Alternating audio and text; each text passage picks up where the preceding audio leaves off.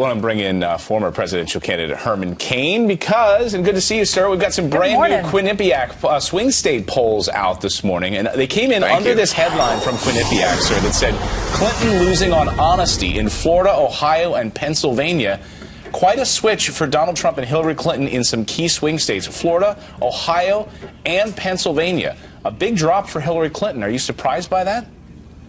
No, I'm not. And that's because Donald Trump's substance is finally starting to cut through some of the media clutter, and Hillary Clinton's shallowness is starting to also emerge. She is the free stuff candidate disguised as wanting to help people, but that's not coming through. But Donald Trump's substance is what's finally starting to emerge. Mr. Caine, in Florida, I mean, the swing is most dramatic. And amongst independents, it's a 22-point swing. Hillary Clinton, in the undercard on that number, Hillary Clinton was up by 13 points. Now she's down by 9 amongst independents. What are independents hearing from Donald Trump that they weren't before or seeing in Hillary Clinton?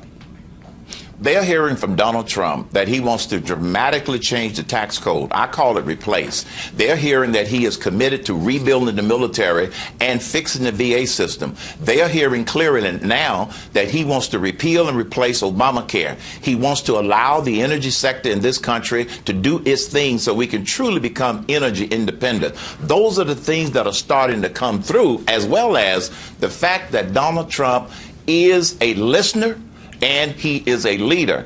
I think that's what's drawing a lot of independents over.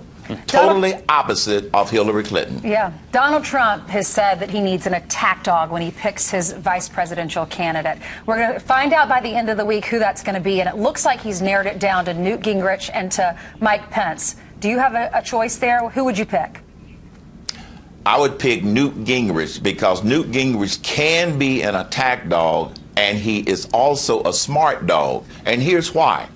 Newt has the unique perspective of having been an insider and an outsider. And remember, the contract with America that a lot of young people don't even know about, back in the early 1990s, Newt Gingrich led that, and they were very successful with the contract with America. I believe by some accounts, they accomplished 8 out of 10 of the items on the contract with America, which knows he understands how to connect with the American people. That's the smart dog part. Attack dog part, he is so knowledgeable of both domestic and international issues, he can attack people with the facts instead of just with erroneous statements like Hillary Clinton is doing. That's why I think Newt is uniquely qualified to serve both of those roles, and he could do them very effectively. Don't bet against Herman Caine's prediction. I think you're onto something here.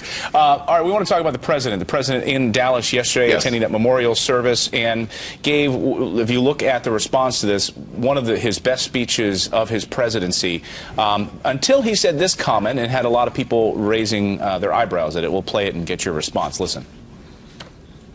We flood communities with so many guns that it is easier for a teenager to buy a Glock than get his hands on a computer or even a book. And then we tell the police, you're a social worker, you're the parent, you're the teacher, you're the drug counselor. Mr. Caine, your thoughts on the president's comments yesterday? If you take a balloon and you put air in it, you reach a point where if you put too much air in it, it will burst. The president politicized what was a great speech up to that point. That was no time or place to politicize guns and violence in this country. He should have just stayed within the context of a memorial service for 5 of our heroes. I was disappointed when he got to that point and he continued. And I believe that a lot of people felt the same way. You don't have to politicize everything. But this president can't help himself. And a lot of the American people are beginning to see that. Mr. Herman Caine, a straight shooter always. You're spot on. We appreciate you joining us this morning.